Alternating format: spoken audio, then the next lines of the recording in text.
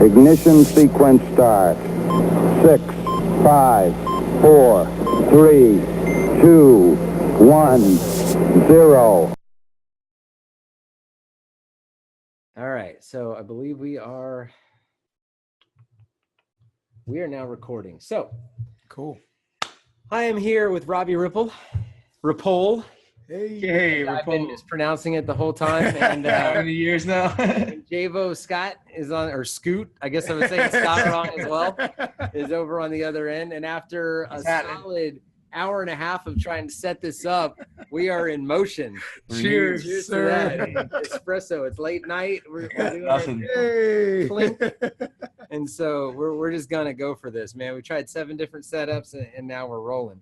So anywho, I was on Robbie's podcast, phoned in podcast, and what was that playing through again? So it was playing through the 765 Live app. Right. It's a local Lafayette, Indiana internet radio. Cool. We're in the process of putting that onto iTunes and getting it to where me and my brother actually do the same format, but he and I as the host. I was gonna say, I think it's my brother and I. Ooh, but yeah. Just kidding. So my brother and I. But yeah, so that as of right now, you can go to the 765 Live app on your Google Play or iTunes store. And I think there's like 13 episodes that I've done, from Mark Longnecker to Clean Rock 1 to Jayvo to Thuggy, which is Jayvo's one of his alter egos. A lot of people call him P Thuggy, but the P is silent. So, so that's an interesting. I'll have him talk to you about Thuggy. It's really fucking awesome. Yeah. So yeah, that's where you can find that. Cool. Yeah, and that was a good time. I just listened to the audio for the first time. It's always super weird hearing your own voice. I don't know if you ever try it, but it's pretty funny.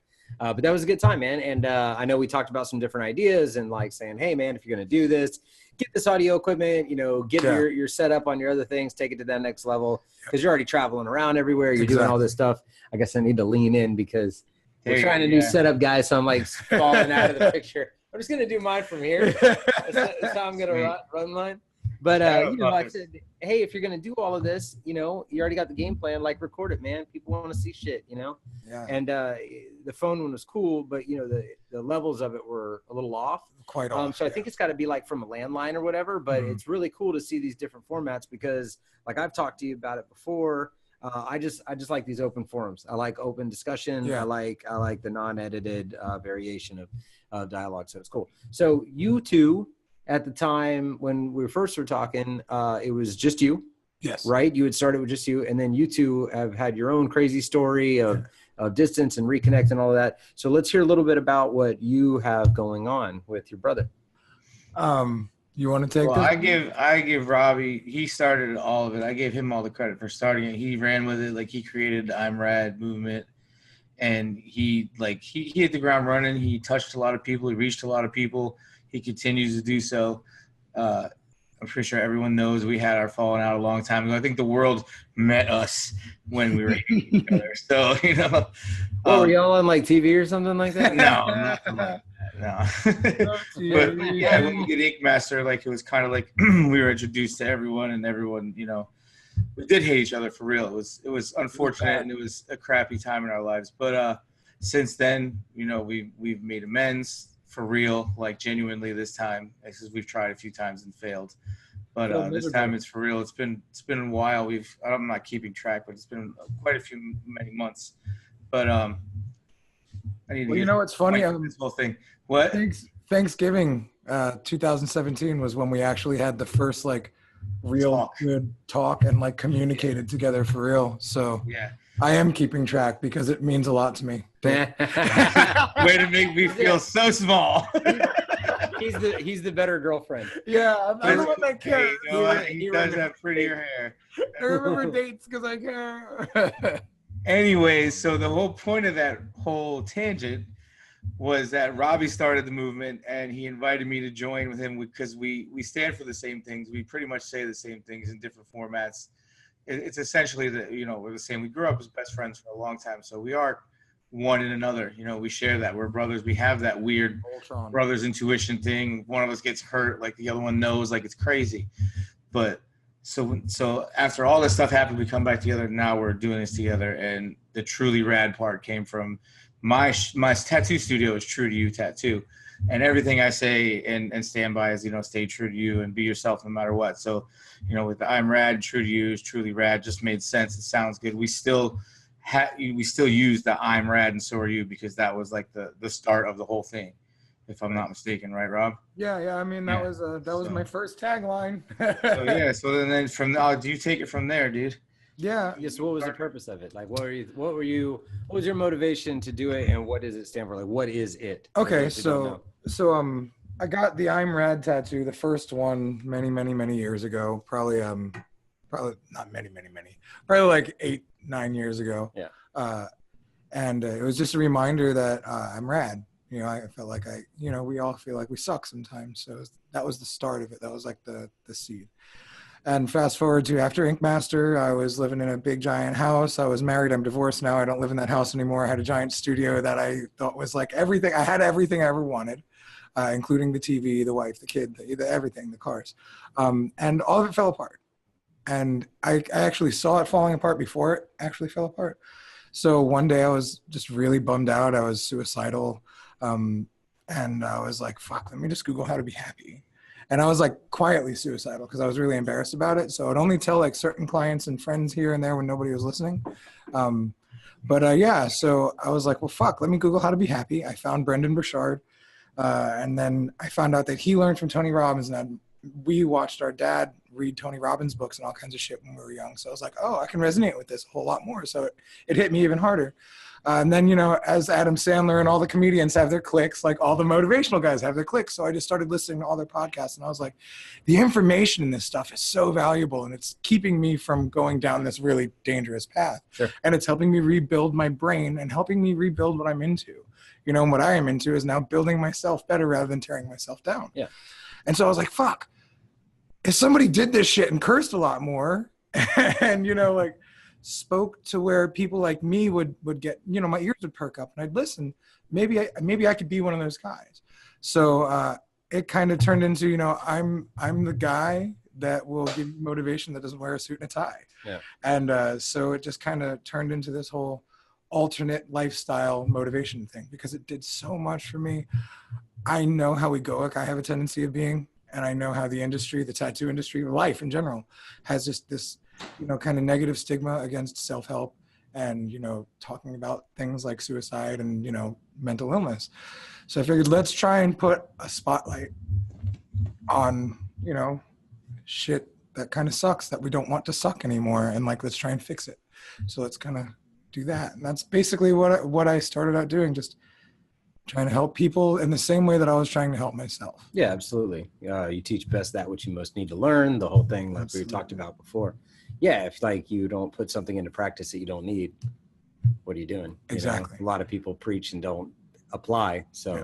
And it was funny because in the process of some of it, I'm like, man, you know, I really don't have that bad of a story. You know, like I was on TV and I live in this, you know, good life and I can travel all the time. And I'm like, as like I would think that more and more, like things would get stripped away from my life, you know, then it was like, oh, yeah. Divorce, fuck you, you know, like, oh yeah, you don't have a car when you get divorced, and now you have $0 because you didn't manage money right, and you don't have a car and you have no money, and now you buy a shitty little fucking 88 Chevy Cavalier that breaks down on you, you know, and then you're like, oh, what am I doing? So it's like I begged for this story. Yeah. And now I have this story. Kind of brought it into person. Exactly. And now I'm rebuilding, and and it includes my brother so much, because man, fuck, that's one of the biggest things I wanted, was for us to reconcile, but I didn't know how to get through to him. Yeah. And I didn't know how to let him in. Yeah. And it's really cool because we haven't fought once since Thanksgiving 2017. And if we do argue or yell at each other, it's like we're pissed, we're frustrated, we're venting, we're getting it out, and then it's like, that really fucking sucks the way you just made me feel. You know? You're my feelings, man. Yeah, and it's like, well, I'm sorry you feel that way, man, but I felt this way, and like we actually communicate. Yeah, it's kind of cool. It's really cool. And what was your journey to it? Like, what made you want to not just like reconnect with your brother, but to actually do something involved in a movement like this?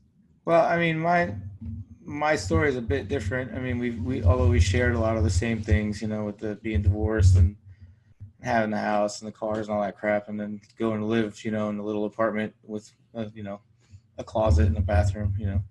But it's cool. It's chill. It's comfortable. Robbie's been there. We did one of the podcasts there. It's pretty cool.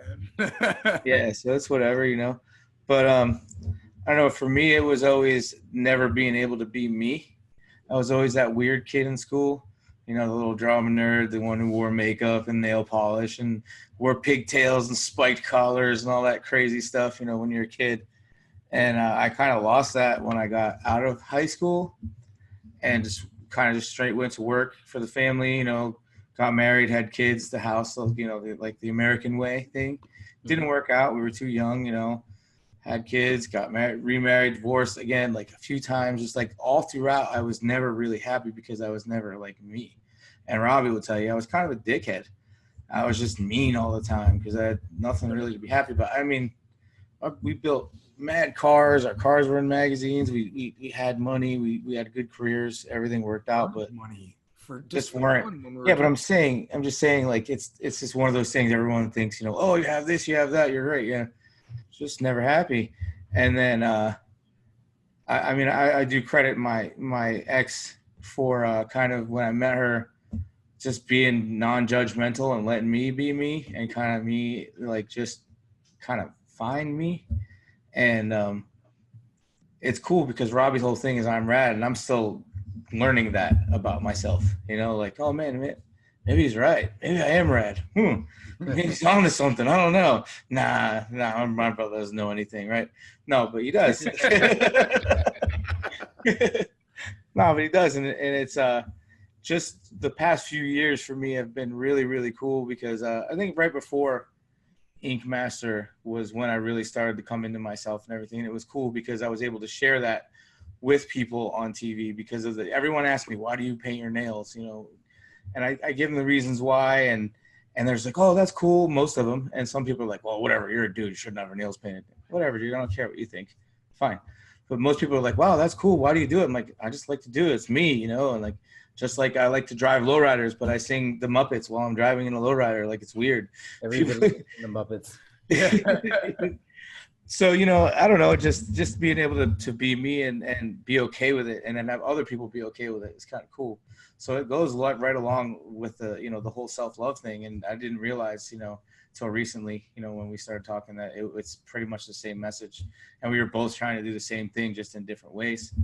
You know, so now, I mean, look, we're not totally normal looking dudes, but I mean, what's normal anymore, right? So it's just like for when you, and everyone who's heavily tattooed or pierced or modified knows that you get stared at a lot when you go places.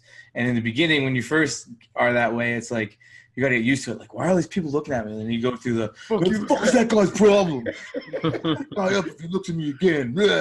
Guy could be thinking, man, that guy's got really nice tattoos, you know? I mean, right. We're over here like, man, fuck that guy. He keeps staring at me, you know?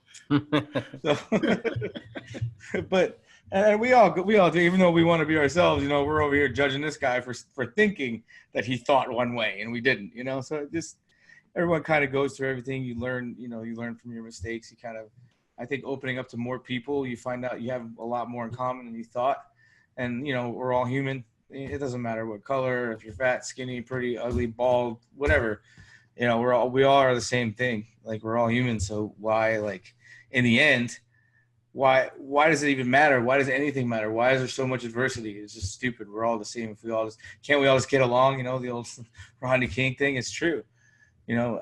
And I think that and I mean, I don't know that world peace is even a feasible thing in my lifetime, you know, or anything like that. And not to sound like, you know, beauty pageant chick, like, I want world peace. Not like that. But like, you know, just for people to enjoy and love themselves, it will be able to enable them to love each other more, and people will just all get along. And I think everyone will be better, and you could uplift other people. I think I can speak for a lot of other people when I say that when you help someone else, that's the best feeling that you can get. Like when you see what you've done to help other people and you see them overcoming things because you help them, it's like, wow, this is really neat. This is bigger than me. It's something else. So, you know, that's all of it is encompassed in the Truly Rad movement. You know, it's not just, hey, self-love, it's helping other people. It's, you know, helping them love themselves, or, you know, whatever it is, or if it's charity, or if it's something like, it's cool to just give back or pay it forward or whatever you will say. It's just nice to know that selflessness is, you know, is out there. You know, not in everybody, we know that, but, you know, it is. Right. You got to reach more people all the time. And I think having two, you know, not, you know, ordinary, like, motivational type guys coming at you is kind of neat, you know. And like Robbie, you know, he does things in his ways where he, you know, he speaks to the camera and things like that. Whereas I'm more an entertainer. So I like to do, you know, we'll do like a skit, or we'll create a film or a video or a recording or something to kind of entertain you while you're getting this message. So, and that's what, like, we're trying to do with the Truly Rad movement. And I mean, we've been talking about possibly touring. We're in the talks already with going to local high schools when we go to conventions, like the Thursday before the convention, seeing if we can throw like an assembly and talk to these high school kids.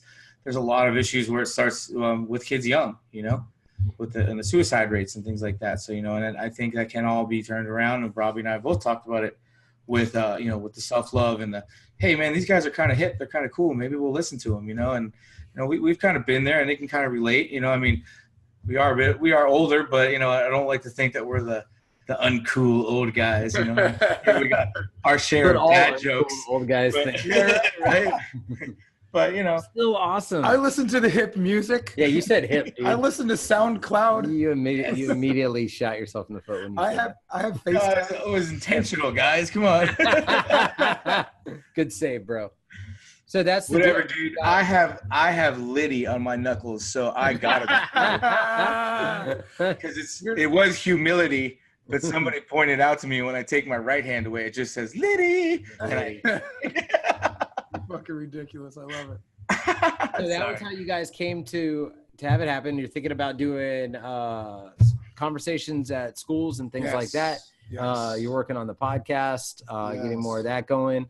And so that's what it's going to be, is where you're trying to just communicate with people in a FaceTime level and on podcasting and social media, et cetera, et cetera. And then from there, you know, what is it, just kind of free form at this point, seeing where it would go? Or do you have like other aspirations for it? So it's weird to talk about this shit in front of people that I don't know. Who don't you know? The people that are watching. There's nobody watching. It's like three of us. So it took me a long fucking time to accept this, and it sounds weird even coming out of my mouth, but I've come to the conclusion that I've been put on this earth to be kind of like a healer. You know, like helping folks figure out how to like heal themselves, and whether it's physically or mentally, more mentally than anything else. But meditation has been one of those things that's helped me heal myself a lot. And yoga is really fucking huge for me. I'm reading Dharma Punks right now. Okay, where the fuck did I just see that the other day? I posted it. In your room. Yes. Okay. I was like, I saw that. Yeah. All right. So yeah, I want to teach yoga and meditation in my own weird way to once again to have people listen that wouldn't typically listen, like I was when I was the former version of myself, but also like do life coaching and things like that, and like relationship coaching for like breakups and folks that are trying to fix their shit. But you know, we'll listen to somebody who hasn't gone to school for it, but takes a more intuitive approach. Yeah. And just based on my experiences, I've counseled so many friends over my years. So it's like, well, fuck, why don't I try and do this as a business as well, like as an offshoot of this? Yeah. And just use this as a way to populate that. And if it turns into something cool and great, and if I get one client that I help them for the rest of their life, awesome. You know, I've always said, if I can just help one person, and as long as you don't end up as that weird chick that was on YouTube doing that like bullshit spiritual tattooing thing, like where they were like, saging and like blessing the fucking needle and doing this handful crap, and like having like a 3-day meditation set to let your tattoos speak to you. To do a tattoo this big that looks like, I was like, asshole. What an asshole, dude. I couldn't tell if it was a joke or not. There was a spoof one done in the woods of her. No shit. Yeah, but even when I watched the original one, I'm like, this is just clever. I was like, this isn't real, right? Like, this is just good acting. Good And no, marketing. it's not. Yeah. No, it's good marketing. No. I was saying like the whole thing's still a joke. Like it's not real. Like flat earthers. Like I thought it was just fake as fuck. And then like people kind of like didn't understand it was a joke, but no, I really think she's serious. I think it was like a real thing. It was real as fuck. I was pretty sad about it. Yeah. You're mentioning people. So like I mentioned, Dharma Punks. There's another guy. Let's see if I can find any of his information. Yeah, but what do you have doing, Jay? Like, do you have any offshoots outside of this that are like my weird yoga meditation stuff? I mean, like as far as like inside the movement or other things going on? What do you mean? Just where you see the Rad Movement going, like what your two goals are together. I mean, honestly, it's basically just to help, and I think being in the public eye and being more, I don't want to say famous, but just more out there and that having a larger reach. Yeah. Okay. That's good. Having a larger reach is good. And I feel that, like I said earlier, like the things that I do, I'm in entertainment. And I think the more that I do, if I do a TV show or a film or something, it just helps boost this. And it's cool because I can work them hand in hand to make each other work better.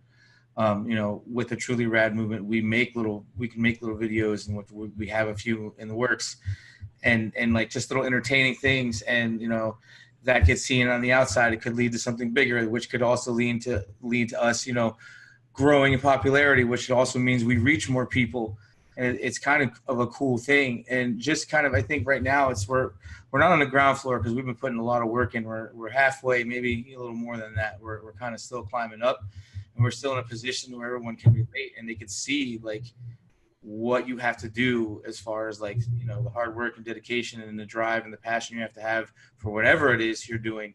We can just kind of share our journey with other people so they can kind of say like, wow, man, these dudes, like, honestly, we're just two regular kids, man, from Florida we didn't really have any initiative or any, like, we didn't go to college. We didn't have, we were just kind of fucks, our whole lives. So it's just like little punks. We were just, had fun, just kind of little kids, like how we still are. We're grown. We discussed that earlier. But, it's like we're not anyone like crazy. Like, not that anyone's better than anyone, but like we're not special. Like we're not from like money or anything like that. But, like, and we're definitely not from like a ghetto or anything either, or a hood or a slave camp or anything horrible like that. You know what I mean? Like we're just average middle class kids that grew up, and like now we've realized our whole lives what we've been working for, and it's this, just to kind of, even if it's just to tell like that one person, like what Robbie said, to like to be yourself, or to encourage them to do whatever they want, and to see them succeed. Like, it's cool. Like I said earlier, like giving to someone else and seeing the joy is like the best feeling ever. So, it's cool to be able to do that and to do what we're doing and the way we're doing it, like sitting here with you. Like, thank you for having us here on your, your podcast. Of course, man, thank you. Cool, man. And this kind of just extends our network and our reach, and then we can help you, you can help us, we can get to more people, and whatever message anyone else has, like, it's cool. Like, technology is really neat. We can all share with other people, and even if it turns into nothing more than us just sitting here in a podcast, whatever, and it doesn't blow any bigger, I still know we've already touched people. So it's cool. It's great. No, I feel you, man. That's like one of the things with everything I did after I got sober with my endeavors, was always trying to kind of like counteract what I had done that I consider to be a negative impact on everybody in the world I was around. So like everything I've tried to do, whether it was, the shop, when it was originally just a piercing parlor, and then when it was Fat Cats, and then whether it was the expo or Steadfast or anything, was always like, pursue your own goals, but try to do some sort of positive impact, some sort of like, not like, it was never, I never pretended to be like not self-interested as far as like goal orientation, but like anybody who worked with us, anybody who worked for the company especially, or anything message that we tried to put out there. That was why like the names in our brand were always things like follow no one, staying the course in stormy seas, tattooed employed. It was always, those things were supposed to be like positive mantras, you know what I mean? Overcoming stereotypes since 2007 or 2007, shit like that. I always tried to do those, stand your ground, all of those. It wasn't about making a particular product. It was about repeating a positive statement. You know what I mean? Like putting that kind of connection out there to people where you can do a thing, you can make a living, you can do any kind of job in the world. I've had so many different hats that I've worn, and I've always tried to put out more than I took. Yeah. You know what I mean? And as long as you tried to do that, you have to try and gain. I mean, you have to try and like build your life. You have to try and do things. But like how you guys talked about perspective of having a lot and then, you know, having less and then whatever, man, I've been on that ride forever. I'm a natural born entrepreneur. So I gamble everything. You know what I mean? I put everything in every time. Sometimes it pays off. Sometimes it doesn't. That's the nature of it. You know, it's not you know, when you guys are having these conversations, I hope I'm not repeating myself from ours, but you know, it's so funny. Platform. Yeah. But when people talk about like a relationship that ends, you know, they're like, oh man, I wasted X amount of time. Or they're like, I changed careers, and you're like, oh man, I wasted all that time doing the other thing. Or, you know, family or whatever. People have this weird impression that that's somehow a failure, but I relate it to reading. I have never once finished a book and felt like I failed. I've never felt like I failed by finishing a book. So why are we programmed to think that if we change our job, change our family, change our state, change our country, change anything about your life, that it's somehow this thing? And I'm more and more becoming aware of how paralyzed people are, especially in this industry, to the idea of changing anything. Who says that because I found a little bit of identity doing something in a group of people that I related to, that meant I had to do that thing for the rest of my life? Successful people don't do that. Successful people branch out and diversify, and not just necessarily within one field. And if you do stay in one field your whole life, awesome. You become a specialist and you become an expert, and you become something that can pass down information to other generations. But you have no obligation to any of those things. Like, the idea, even like blood or, you know, I had the shirts, it was like ink is thicker than blood. I don't necessarily feel the same way anymore. Like I have like a broader spectrum of it, but I love that statement because it was the idea that geographical and biological coincidence do not define who you need to be around for the rest of your life. Like you could have been an amoeba in the nostril of a llama somewhere, and you just happen to be, you know, you, and I happen to be me, but that's all by coincidence and chance. And that you're not bound to any of those things. Like if your family sucks, out. If you rebond with them, great. If it doesn't, oh well. You know what I mean? If your chosen career one day opens up this opportunity where you can go do something else, go do it. Fuck Mike Young from Subcultures. He's like a professor at a game developing college now. And sorry, Mike, if I'm saying this incorrectly, but what I've heard is that he went on, you know, he was a big gamer and all that shit. He's the owner of Subcultures in Florida, the tattoo parlor. Oh, okay. And he fucking was just really proficient in gaming, and he's still got a shop, but now he's an educator in this university teaching people how to build video games. That's it's amazing. Cool. He took his art and his ability to interact with people and like all the things that he learned from one profession and moved it over to something else. And it doesn't mean he's not a tattooer anymore. Yeah. It just means he's also this other thing. And there's just this fear here, man. Like I understood the idea of not wanting to change professions 50 years ago when you were kind of guaranteed seniority and tenure and like all of that stuff. And like you were going to retire and you were going to get a living wage. That's not the world anymore. No. That's not what it does anymore. So there's no real reason not to explore these other avenues. And you can be multifaceted now. You can do one thing one day a week and something else the next day of the week. You can have 7 jobs in a week. It's like this with the motivational stuff. You know, I feel there's a lot of fears that I got to get over because I was so ingrained into I'm a tattooer. And you still will be. And I still will be. Yeah. I'll never not be a tattooer. Yeah. And now if I have... Or maybe you won't. Yeah, but if I tattoo one day every 5 years, I'm still a tattooer. Yeah, you're still doing your art. No matter what. Yeah, so it was really weird. And our podcast that we did together, man, you opened my eyes to you made me feel way more comfortable with the fact that I'm going in the right directions, even though your traditional beliefs are completely opposite. Right, but those beliefs, I really challenge those too, because absolutely, because there's this weird like mystique that gets laid over the industry sometimes, that it's like it's from this, you know, time honored tradition of, you know, art and integrity and morality and blah blah blah blah. No, it wasn't. I know a bunch of old timers. It was a bunch of dudes trying to get money, get laid, get Cadillacs, fucking have a good time, do some old school crazy ass shit. You know what I mean? They were wild. It was wild people. You know what I mean? It was cool as fuck, but it was by no means some honorable, noble thing all the time. Like these dudes were cutthroats. Like they were burning down shops. It's interesting in one moment to say things like broken hands, firebombing shops, all of this other shit, and then be like, oh, well, you don't follow the standards of yore. Like what? Like you didn't slit the throat of the 3 guys that tried to open up fucking shop down there over here? What are you fucking talking about? It's nostalgia's a motherfucker, man. Nostalgia's a motherfucker, and that's anything in life. Everybody believes in the good old days, like not just in this field, anything. Everybody puts this illusion on what they were. Everybody thinks they used to be a better person than they were. They think they treated their parents with more respect than they did. They feel like at their time, you know, men handled their ways in a certain way. No, they fucking didn't. People have been fucked up forever. People are born, then they test waters. They all become pieces of shit to some varying degree.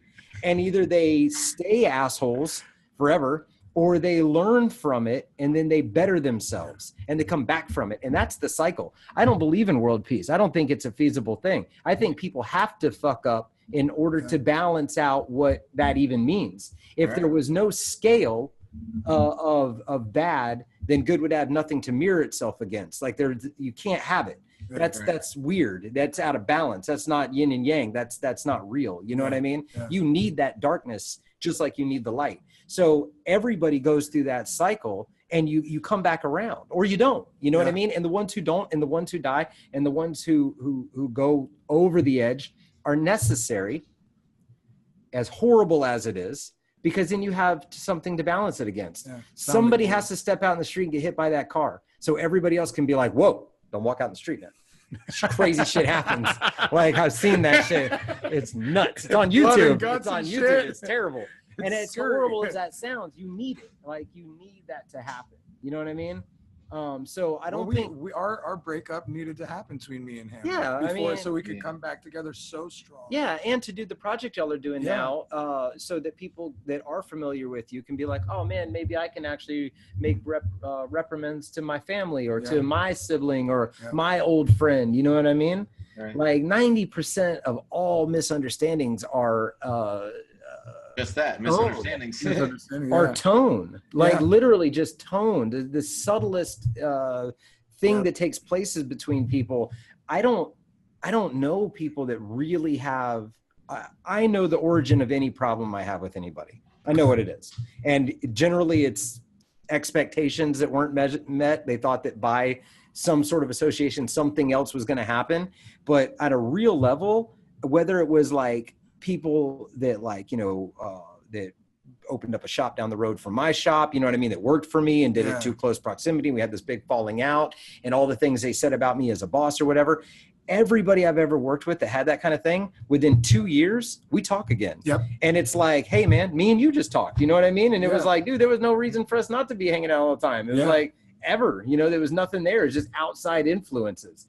And if it's something that's like direct, like you and I have actually have it, we fucking know it. There's no misgivings and there's no more beef because we just know to avoid each other. You know what I'm saying? Like it just is what it is. And if you've got that beef with somebody in the world, just let it be what it is. If you can't fucking make amends to it, and just keep your fucking eyes off each other. Just don't cross those swords. Don't be antagonistic. And I'm guilty of it. I threw out like bullshit comments when I was like, you know what, this person's a fucking prick, and I'm just gonna write my little thing publicly, and I'm gonna say it without saying it. And I knew what I was doing. We all do that. And I was stirring the pot, and it got stirred up, and ain't nothing about nothing, because everybody fucking flap. Nobody does shit.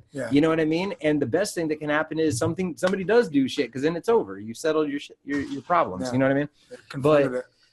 But yeah, man, I mean, that's just one of the aspects of it. So when you guys are having your conversations with people, I think that's really great, because you have a dynamic that many people have, which is family fallout, right? Family fallout and ex-girlfriends, ex-boyfriends, that's always the most, wives, husbands, that's always the most volatile children to parents, because it's only the people that get close to you that can hurt you. All your best friends in life are the ones you've seen like twice. Like some motherfucker that you like in traveling, doing the show circuit, everybody sees each other at their best. You want to really know what shit's like? Go to their shops. When I was doing the jewelry company, when I had the jewelry company out of Bali and shit, I just spent like 1.5 years just going to shops 2 years, going to shops all around the country, everybody's shop. I just walked into everybody's fucking shop around the whole country.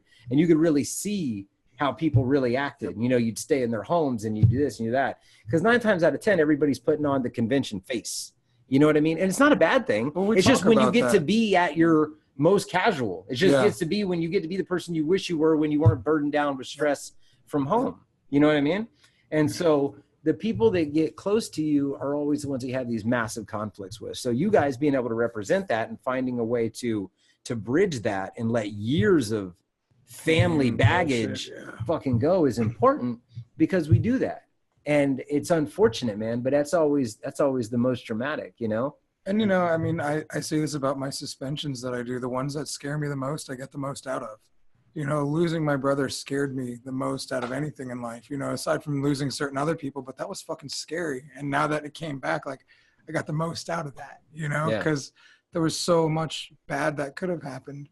You know, our father's sick. What happened if he passed away and we hated each other? Yeah. You know what I'm saying? What would that do to our mother? You know, just the fact that, you know, just all the different side shoots of what if our relationship wasn't right. And the weirdest thing that I've noticed, and I'm sure you've noticed too, Jay, once we've come back together, he and I, it fucking repaired so many other relationships in the family. Well, yeah, because you're an antagonist. Yeah. Y'all's tension is an antagonist. No more So then eggshells. other people are fucking like, you know, biting their tongues and like reacting in certain ways. What's going to piss Robbie off? What's going to make Jayvo get nuts? Yeah, exactly. Even on the convention circuit, every time people see us together now, they're like, "Oh man, it's so cool. You guys are talking now because you guys are both cool, but you're fucking idiots for doing the shit you did to each other, like whatever." Cool, like it's just you were entertained. Yeah, right. Yeah, right. So yeah, it's funny because every time we go to a show, and it never fails, dude. Someone always says that. Even like in New York, like Yalsey came up to us like, "Is it okay if I talk to you guys?" You know, like kind of playing around. We're like, "Yeah, dude, it's cool. We're cool." You know, he's like, well, like, yeah. And we even talked to Steve from 247 Inc. And you know, we took pictures with him, me and Jayvo holding them up because it was just kind of nice seeing, because we both spoke with Steve. And he's when like, we hated each other, yeah, he's like, you know, I've done an interview with your brother, and it's like, yeah, we don't really need to talk about him. He's like, okay. You know? We've had a lot of that. Yeah, it's great when you don't have to deal with that. You know what I mean? Like it really does alleviate a lot. And knowing that, like you go to a certain show, and you know how like if you do have beef in the industry or anywhere in your life, a family function or whatever, you got that beef, right? You get to a show, and your mood for the entire show is set on whether or not that other person's there. Fuck, I hated that. And that can be like that. I mean, it literally changes the whole game. Like you go in and you're like, fuck, there's that person. And you're like, it just moves everything. Yeah. Every time you get into an elevator, every time you go here, you're like, oh God, I don't want to see this fucking person. And if you can get that out of you, you know what I mean? You can get that gone. You can get that feeling gone and dealt with. Everything doesn't have to be perfect. Everything doesn't have to be great. But it can be civil, because, you know, we only have a certain amount of time here. And is anybody here really worth any fucking moment lost? The few minutes we have on this planet? Like, is anybody, any of it worth it ever? None of it is. It's not worth it. So if you can get that shit out of you, man, you can just enjoy everything around you so much better. And then you got to take it to heart and remember that you are that antagonist in reverse. So if you're having those beefs and you're having those discords, you may not see it in yourself, but there is a whole group of the people that think of you that way. Even if you think you're great, nice. I'm speaking about myself. Yeah, absolutely. If they think you're all fucking whatever, but they know that you come with that baggage, you know, that's how it is. You know, me and my girl, I try and pay attention to people I know's relationships, because most of you, I'm saying you in the broader sense, are terrible people in relationships. You're horrible to each other. And you say little quips, comfortable quips to each other all the time, little snide remarks to one another all the time. They're little digs or little this or little that. And they don't mean nothing in your relationship really, but they are stacking. You just don't realize it. But that shit is uncomfortable to be around for other people. Oof, it is not fun to be around people that say that shit to each other. And I got like friends that are really good couples, and you would think, you know, like everything seems good, but man, they are just fucking like passively mean to each other all day long. And you're around it and you're like, damn, man. So I try and like mind that with my relationship to be like, yo, I don't want to fucking do those things, because that just breeds that animosity. You know what I mean? So it's like, say you love each other a lot. That I love that statement that I finally apply in my life, which is quick to apologize, slow to get mad. I think I'm saying that wrong. Yeah, you know what I mean? what you mean. Slow to get mad, but quick to apologize. So like, even if like I'm in a quick argument with her or got something, before I even let it fucking fester and have to, you know, convince her how right I was and how wrong she is, I just say, fuck it, I'm sorry. You know what I mean? I just go, you know what? I'm sorry. Power of an apology. Like there was no is reason. So fucking wild. Well, and not just bullshitting, but being like, because I'm legitimately sorry, because not because I have to prove which one of us was right, but I'm sorry because it's not worth it. Yeah, I think I said it too. I said it one time and she overheard me. She thought it was a mean thing I was saying, but it was actually really nice in my own weird fucked up way, which was in a fight with a relationship or even a friend or a brother or whatever, is the conversation you're having right then, the disagreement or the fight you're having right then, worth breaking up or never talking to each other again? Ooh, fuck. And if it is, break up right then. And if it's worth never speaking to them again, never speak to them right then. So then the argument's over. So it's done. The tension's gone. The pressure's gone. And if it's not worth breaking up over, and it's not worth never speaking to that human again, then it's not worth having the argument. So you can end the conversation right then. So either way you win. You either never have the motherfucker in your life. What was the thing from the old movie when it talked about, was it one of the Bronx Tale or one of them, when he was all, it was Bronx Tale, when he was all super mad about the dude owing him like $5. He's like, get the fuck back over here. You owe me that money, or $20, whatever it was. It was a Bronx Tale for sure. And he told him, he's like, hey, what are you getting worked up about? And he's like, that motherfucker owes me $20. He's like, that's $20 to never have that person in your life again. They're going to avoid you for the rest of your life. You will never have to deal with that motherfucker again. You got off cheap. And I was like, man, that shit was genius. Like, they're out of your life. Fuck getting the 20 back from a person that's an asshole. It's just tainted money at that point. Now you just lost an asshole. Yeah, it's just gone. $20 to get rid of an asshole. That's fucking amazing. That's brilliant. Yeah, fucking great. Dude, that's funny. Yeah, it's a good lesson, man. So yeah, I think that's what you guys can really bring to that, and I encourage y'all to continue with that. And one of the things you said was really good about it, which is whether it becomes anything or not. It is something while it's something, period. Right. It's got a name. It's got an idea. It's got a principle. It's got a premise. It already is something. And the minute it's not, it's another closed book. Fuck it. And if it lasts until the end of your time, great. And if not, also great. It's still there. Yeah. It is reality. It is a thing that is manifest. It is what it is. And what's probably the most important thing about it is not that it reaches anybody else, is that it reached you two. Right. Well, I mean, that's one of the reasons that I didn't mention that I started it. I wanted to be held accountable. Yeah. I wanted to be the best version of myself. So if I'm running around saying, you be this, if you want to be the best you, then it's like, well, fuck, now I'm living in a glass house, so I better hurry up. We talked about that. Yeah. I think it was Minneapolis.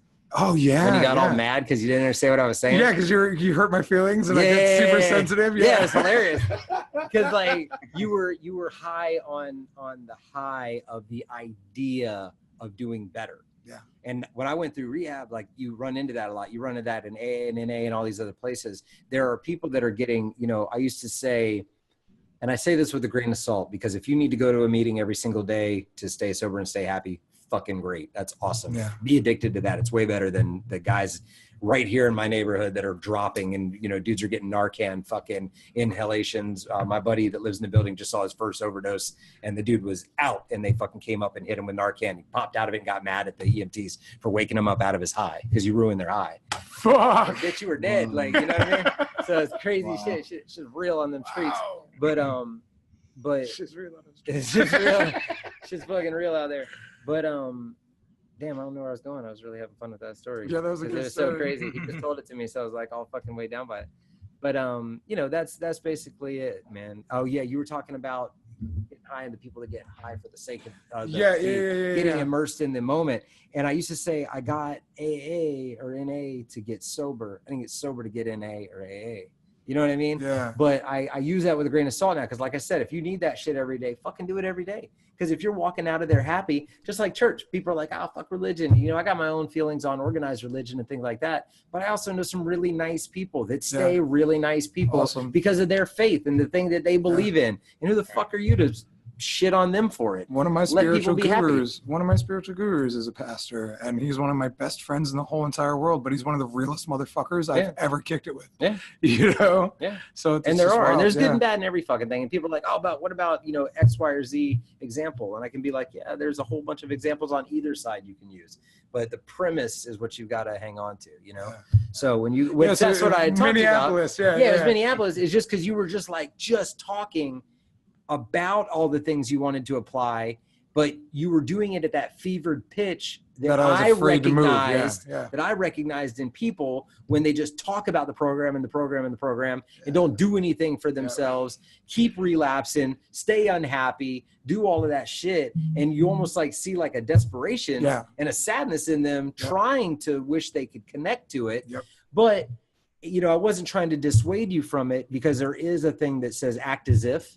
So what you're going through your life, if you're having a hard time, act as if you're not. I mean, fake it till you make it. The shit actually that's what works. I was doing. Motherfuckers do it. I mean, shit. And we were. I was like 2 weeks out of my fresh divorce at that point. So I was grasping at anything. You were manic as fuck. But you know, the only reason I brought it to your attention was, you know, you can read that book out to everybody else, but never fucking read it to yourself.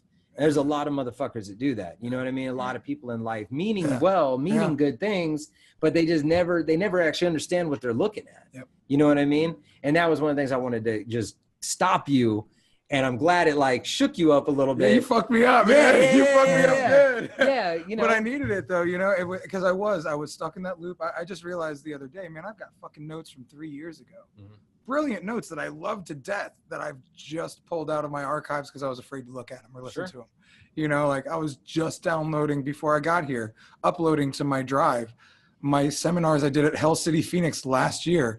When I did 3 in a row. The first one was like 3 hours long and the second one was like 2 hours and the third one was like a powwow sitting around. Like I couldn't believe how much of this I'd done and not even fucking looked at. Right. Because I was just so afraid. Even still, after I've started to move forward, and then I started putting out the low quality motivational stuff, and it's like, okay, now I'm putting out lower quality than I want to. It's like, and then just little steps, baby steps. But it really started with you fucking with me. Nah, you were not even fucking with me, but like just shit. Telling me the truth. Like it was one of those extra things that was like, all right, cool. And then shortly thereafter, me and him decided to come together, and it was like, oh wow, so this is how it's all supposed to play out. So it's really, the opportunities open themselves up, but if you don't recognize the door, you don't get it. You know what I mean? Like one of the most common things is people are like, God, I wish life would offer me help, and then life provides an opportunity. You look at the opportunity, you look away and go, or you just look away completely and go, God, I wish life would give me an opportunity. You know what I mean? Just constantly in that cycle of when is my time? Not realizing that, you know, your only time is now, like we talked about. We talk about this all the time. When is our time? And we tell each other our time is now. We're doing it. Yeah, this is the thing. We're writing that movie. Like so we were in Vegas this year because we wanted to be seen together at the Ink Master finale as people that didn't hate each other anymore. To offer up to the producers, hey, if you guys want to bring us back, this is another part of our story. So we went there, and fuck, what was I just saying? I lost my train of thought now. You're in Vegas. You're in Vegas. Before the Vegas. We went to go to the Ink Master finale. I don't know where you were going with it. I don't know where I was. That's all good. Oh, the movie. You were talking about the movie. You were talking about right in the movie, yeah. So we're in the hotel room. It's like midnight. Anybody watching? It's like midnight here. We had technical difficulties. It's okay. We were in Vegas, and this guy starts, my brother Jayvo, he starts just dropping to me like, what we're doing. And he's like, bro, we're writing the fucking movie to our life. And so weed's legal out there. So we had gone to the dispensary. I'm high on fucking chocolates that I've eaten. I'm sitting there smoking a joint, and I'm looking in the mirror, and I'm like, I blow the smoke out on the mirror, and I'm like, fuck, dude, we just wrote a scene to the movie. and it was way deeper than weed stuff. Yeah, it made a lot more sense while you're high. But it was just like, you know, it's like we're dressed up, we're ready to go to this fucking event that, like, you know, we're excited to go do. The Ink Master thing was a big part of our lives. And here we are about to like take another step further in our lives together as us together, you know, and like really be writing this movie as a team. Yeah, and they probably didn't want anything to do with it because you're getting along, and that doesn't sell what they want. You never know what may happen. I try to stay optimistic, but yeah, they've been one for the sappy story. They want the other side. But you never know. I like I said, I try to stay optimistic, but it was just really cool. And so since that point, which was what, like March this year, since that point, like there's moments where he and I will just be like, oh yeah, this is another scene. And we had one of those moments tonight where Jayvo was like, this is another scene in our movie, you know, just like when you knock the plug out and shut the computer down. Dude, 2 hours of technical difficulties, me forgetting that I was 15 minutes away from you. Yeah, I was sitting here on my phone playing Candy Crush and crap, waiting for you to come back. It's gonna be 5 minutes. A lot of weird shit going on, a lot of serendipity and fate and all these things that keep flying around. And it's weird because I had deja vu the other day, and from some sort of wives' tale is when you have deja vu, you're on the right path. And it's really cool because sometimes I thought it was a glitch in the Matrix. Right, that too. One of the two. So, but it's weird because sometimes it feels like a glitch in the Matrix because like I'll have deja vu and I'll be like, oh wow, that means I'm on the right path, and then my life will crash and burn, and then I'll rebuild and I'll be like, well, I guess I was on the right path, you know. So yeah, you know, it's like with the whole gist of it, man. With that, I've found Derb actually brought up a good point when it came to. What did he say? Stoicism? Is that what he said? Just the idea of maintaining a level composure, regardless of the highs and lows. And that's one of the biggest things that I've learned was that, you know, it's just as easy to fall on your way up and at your tops as it is on your lows. You know what I mean? Life is always that pendulum. All the euphemisms and the examples that people give. It's just a pendulum, you know what I mean? Whenever you're having a super high, just be prepared that there could be some challenges to that coming. And whenever anything is low, just know that it's just part of the motion. It's just got to go back the other way. And not becoming overwhelmed by either level is really important, because everybody's like, oh man, it's, you know, you focus on asking for help and doing all this stuff when things are hard. I have no idea why I have flies in here at midnight. It's the weirdest thing. But you know, when it's low, it's very easy to like look for all that help and look for that support and have all these, you know, these ideas. But when you get up there, you just kind of like ride, you know what I mean? And you're just like, oh man, my view's great. And you know, you don't balance what's coming, you know what I mean? So it's like, you know, not pessimism and optimism, it's just realism, where you just have to maintain that level because it's just way too easy to fall at the top as it is the bottom. So, you know, just taking everything with stride, man, and most importantly, just keeping on that path that y'all are on. You know what I mean? Know that there's more challenges coming and there's more opportunities coming. It's just going to be the way it is, man. And if people can, you know, by y'all's example, build some stronger relationships with their family and friends, fuck it, man. And if you're doing anything that contributes to the betterment of the industry that you're in, I am all for it, because there is far too much light behind him right now, and there's I'm sorry, I had to move because I had to plug my computer in. It was at 1%, and there's I'm trying to overcome this challenge right now. Right? No, that's all good. That's all good. Anything that y'all are doing that's positive for the business is a massive plus, because there is just way too much focus in life in general. But you know where y'all are at in your own industry, there's just way more interest in pointing out things that are wrong or should be or would have been or could have been, or them fake ass good old days and all that bullshit. And it just, too much of people's joy is tearing down everything else. And that doesn't do anything. There's nothing proactive. It used to be my joy. There's no productive. It's not proactive. It's not productive. It doesn't help anything. It doesn't help anybody with their issues or problems or things that are going down. You know, we just had a real loss in the industry today. And, you know, that's, the details of that, crazy. You know, aren't out or anything like that. But, you know, this year especially has been a big loss for a lot of great people. We've lost a lot of amazing people, a lot of talent throughout the world. One of the main ones that I think a lot of us connect to in our industry, or like in our demographic in every industry, the guy was fucking legend everywhere, was Bourdain. Because for Bourdain, Bourdain was so severe for someone like me, because, you know, he's an ex-addict, you know what I mean? You know, had a crazy ass street life, did this, did the other. And then he became kind of what I think most people think is the measure of success, You got a beautiful girl. You got a child that you have a good relationship with. You have a phenomenal career. You're a goddamn god in your industry. People, you walk into buildings and people act like you're the fucking Pope. Like people hang on your fucking word. And it's not, he wasn't like looking for that kind of like that reaction from people. He was just so fucking real. Went everywhere in the world, saw all the best things, ate the best foods, was physically, you know, involved in jiu-jitsu. So he's a specimen at 61 years of age. Dude had a fucking, you know, six-pack, you know, everything that you would think from having a tormented life and rebounding, you viewed with him. You know what I mean? And so for him, I think that's why he connected to so many people and why his loss was so severe, because it made you really take that check and be like, fuck, man, if that wasn't it, the fuck can it be? Because you're like, he had everything, you know what I mean? It like really had like the life that like I would imagine, you know, I would picture my life. Could I be in, you know, Japan one night and then fucking 3 days later in Argentina, fucking riding with, you know, cowboys on a steer ranch and then fucking here and the other. So that was like a big one to like kind of process for people. And I think a lot of it comes down to just this lack of communication, where even the people that seem to have what you idolize as like, that's what you would want for your own life, doesn't mean anything. Like when you're talking about having the house and having this, not having it the other, that shit means nothing. I'm all about that fucking belief. Like I'm not saying there's anything wrong with like unending success and wealth. I'm not like, oh, money is the root of all evil. Evil is the root of all evil. But that shit fundamentally means nothing if you're not comfortable with you, with your life, with yourself, with your family, with your friends, in a real sense. Because that superficial shit, time and time again, in stories and fairy tales we've been told since we were children, do not mean anything if you are not happy, is absolutely fucking true.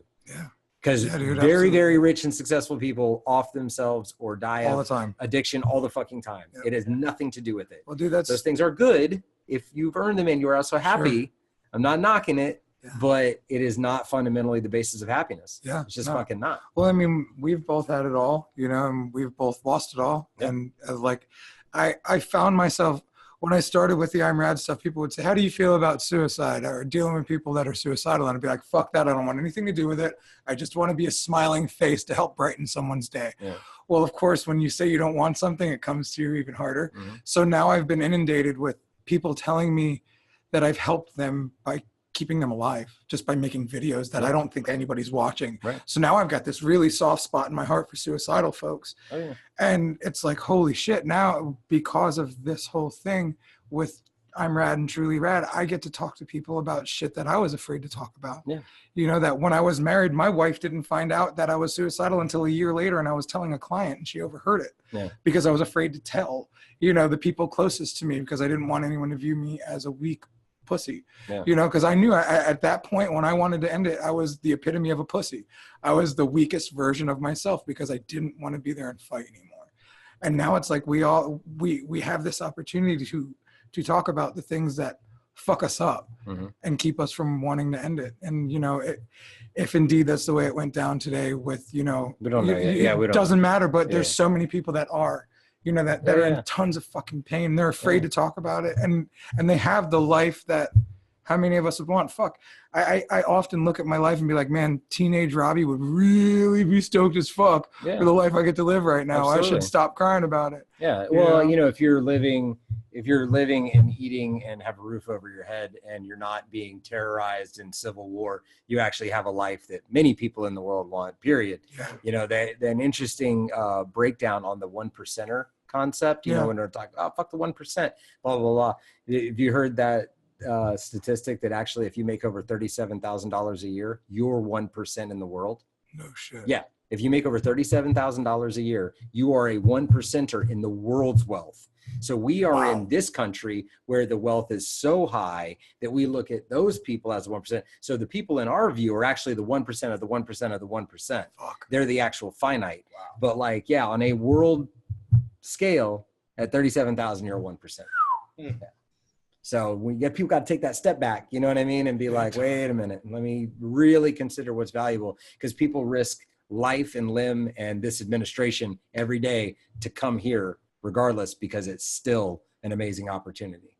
You know what I mean? So we got a lot to be happy for, a lot to be grateful for. And losing that perspective is unfortunate. And that's all you got to do sometimes is step out and just remember that shit. Be like, yo, this is good. We're all good. We're able to have this. Fucking just keep trucking. You know what I mean? Well, dude, you made that video today or yesterday on YouTube. The one that I just watched. And I loved the way you ended it. Was just like, you know, if we just don't be pieces of shit towards each other, you know, like we can fix a lot of things. Yeah, a lot of it's wow. just your reaction to it. Like we said, tone and misunderstanding. You know, love and gratitude, man. Self-love, love for others, gratitude for things that you've done, others done for you, gratitude for having a fucking chair, electricity, running water. Yep. Like all the things that. It's very easy to be happy if you put that shit into perspective. Well, shit, the fact that we have coffee to help us stay awake and get a little loopier to do our midnight talk session, you know, I mean, exactly. That's brilliant. And then we have water to hydrate ourselves, you know? Exactly. These are things that people take for granted, man. Yeah, so dude, Flint, Michigan, even fucking, God bless, right in our backyard. That's so crazy. More than that, more than just the one place too. Yeah, it's wild. So that's it, guys. I'm really stoked that this is kind of a cool full circle thing up here in Philadelphia, doing this one now with a bunch of people from Florida, which is pretty awesome because that's, you know, my home state as well. Rocking my local hat. Where he's doing his interview right now, that's where we did. That's the same exact place that we did our interview. That's awesome. Like a couple months ago. That's awesome. So it's really funny that he's like standing in the same spot that I was like hanging out doing our interview. So it's funny how it all is full circle. Well, we talked a lot about y'all's things. So where can everybody find your projects? Okay, trulyradmovement.com, Truly Rad Movement on Facebook, Truly Rad Movement on Instagram, Truly Rad Movement on YouTube. It's all the platforms. Truly all the platforms. Yeah, if you go to the .com, you should have all of those listed as well, right? The .com is under the. People still use those. I know. It's sometimes. Weird. Yeah. It's under construction right now. .com is under construction, so we have. I think we have a page up to direct people and whatnot, but cool. Yeah. We're constantly, it's fun now because we're both moderating the Instagram. Yeah. So you'll get Robbie content, you'll get Jayvo content, and it's kind of cool to see, you know, the different perspectives. Which and one of you has taste and which one doesn't? Exactly. Yeah. And I get more likes most often. So totally cool, man. I love you, man. I'm just fucking with you. I like to steal memes from online. I post real shit. Oh. Well, if my brother was a little bit better at moderating with me, I wouldn't have to steal. And now here the whole thing falls apart. Everything goes down. Love you, bro. See, we could do that. We could say crappy things to each other and just be joking and understand. Exactly. It's really weird because we used to not be able to. Yeah. Well, when tensions are high, you can't. Well, on that, man, I appreciate you making it out here. It's awesome to be able to talk to the both of you on this. Yeah, it was definitely cool, man. Thanks for having us. Yeah, sorry that the tones blew it out. We'll get that figured out. And this is the new space, so we're working on it. Zombie Robbie and Chris. Exactly. Well, all right, guys. Thank you so much for tuning in, and we'll catch up with you later. Thanks for having us. Love you, bro. Miss you. Love you too, man.